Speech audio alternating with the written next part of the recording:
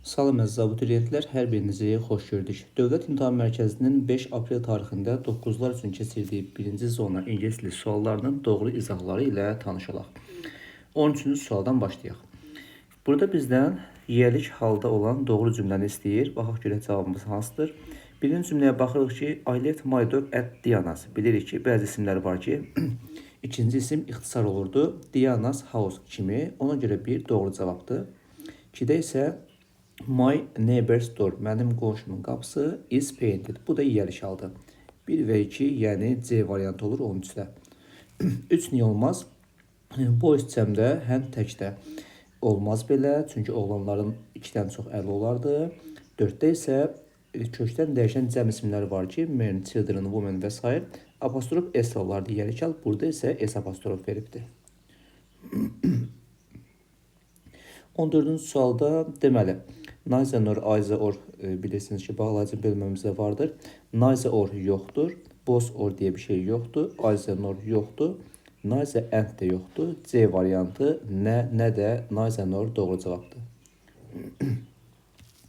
15-də verilən cümlənin düzgün passivə çevirməmizi istəyir. I organized keçmiş sadə zamandır. Keçmiş sadə zaman passivdə necə olurdu? Was, were, fail 3. Variantlarda was, were, fail 3 axtaraq. A-ya dəyməyək. B-də was, were yoxdur. C-də yoxdur. D-də was var, amma yuxarıda I-dan başlayıbsa cümlə, aşağıda da I-dan başlamamalıdır. D olmaz. Y-də də was, were yoxdur. Cavabımız A variantı. A birthday party was organized. 16-cı sualda cümlə mənasına baxırıq. Deməli, xoşbəxtlikdən bir saniyə. Çünki mənim stolum, yəni oturduğum yer pəncərənin yanında idi. Deməli, mən necə idim? Uğurlu, şanslı idim və xoşbəxt idim uçuş ərzində. Çünki oturacağım pəncərənin yanında idi. Lucky isə uğurlu deməkdir. Angry, əsəbi, bored, sıxılmış, upset, qəmgin, useless, faydasız. Y doğru cavabdır. Disturb narahat etmək, notice hiss etmək, attend iştirak etməkdir. Görək cavabımız hansı olar? Deməli, 17-də 1C olar. Disturb narahat etmək, to stop somebody doing something. Kimsə nəsə iş görəndə onu saxlamaq. 1-ə C, düz yazılıb burada. Notice hiss etmək deməkdir. 2-yə A. To see or pay attention to somebody or something. 2-yə A düz gələcəkdir. Attend iştirak etməkdir. Üstdə də B, to be present at an event. Deməli, 1C, 2A olan cavab B variantı. 18-də bizdən yaxın mənalı söz istəyir. Yəni, aşağıdakılar yaxın mənalı olsun deyir.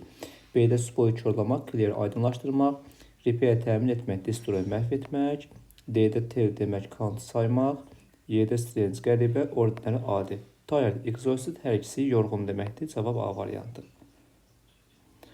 19-cu sualda uzlaşma qaydasına əsasən if-dən sonra will gəlməz demişdik. Sol tərəfdə will varsa, keçmiş zaman olmur, C olmaz. U-da has olmazsa have olardı. D-də startingdə ing-si var, heç əmizarı da yoxdur olsaydı. Qısacası cavab A variantı. İndiki ilə gələcək uzlaşır, first conditional deyə qaydadır, zaman uzlaşması. 20-ci sualda pencil of box, daha doğrusu the box of pencils, qələmlərin qabı. Of-dan əvvəlkinə baxırıq, box təhdədir deyə cavabımız was is olar, yəni 2 və 3 sözünə olanda əvvəlkinə baxırıq.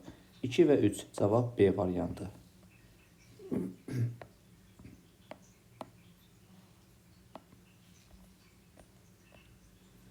21-ci suala baxaq. 21-ci sualda deməli, bilirik ki, həftə sonu sözün qarşısında at olurdu. At the weekend olur. Buna görə C, Y, D olmaz. Deyir ki, mağaza hansı ki evin yanındadır. Yanında next to B olar. Arasında deməsən, evin arasında deməsən, nə iki şeyin arasında olmalıdır. Between hər iki tərəfdən yanlışdır. Cavabımız elə B variantı oldu. 22-ci sualda deməli, oldest üstünlük dərəcəsidir. Qabağında Z artiklı olmalıdır. N olmaz, boşluq olmaz, boşluq olmur. Cavab elə D variantı. Görürsünüz ki, suallar çox rahat düşübdür. 23-də qaydaları bizdən soruşur. A-da build qaydasızdır. B-də forget qaydasızdır. Set qaydasızdır. Dig qaydasızdır C-də.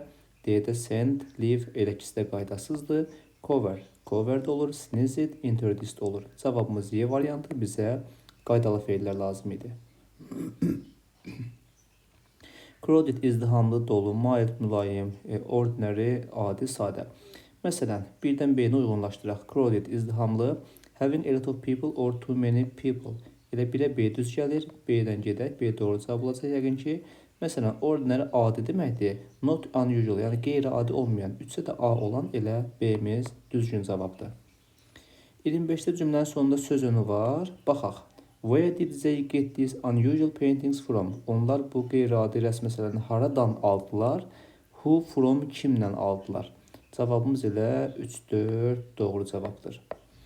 Reading suallarının da izahını birazdan verəcəm. Əziz şagirdlər, qrammatika sualları bunlar idi. Hər birinizə bol-bol uğurlar olsun. Esseni-də yəqin ki gördünüz. Buna uyğun da bir hekayə qurmaq lazım idi. Hər birinizə uğurlar.